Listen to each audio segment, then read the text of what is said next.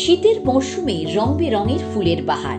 রবীন্দ্র সরোবরে হয়ে গেল কেএমডিএ আয়োজিত এক পুষ্প প্রদর্শনী।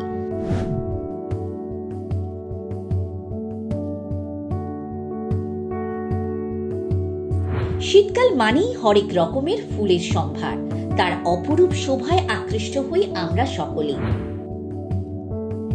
গোলাপ, ডালিয়া, বিভিন্ন রকমের গাঁদা তো বটেই, এমনকি দেশি বিদেশি আরো কত রকমারি বাহারি ফুল। সেই সঙ্গেই রয়েছে বনসাই, ক্যাকটাস ও ফলের গাছও। পুষ্প প্রদর্শনী দেখতে উপস্থিত ছিলেন WBSPMGর প্রোগ্রাম ডিরেক্টর শ্রীমতী নন্দিনী ঘোষ, কেএমডিএর আধিকারিকরা সহ বহু বিশিষ্ট ব্যক্তিত্বরা।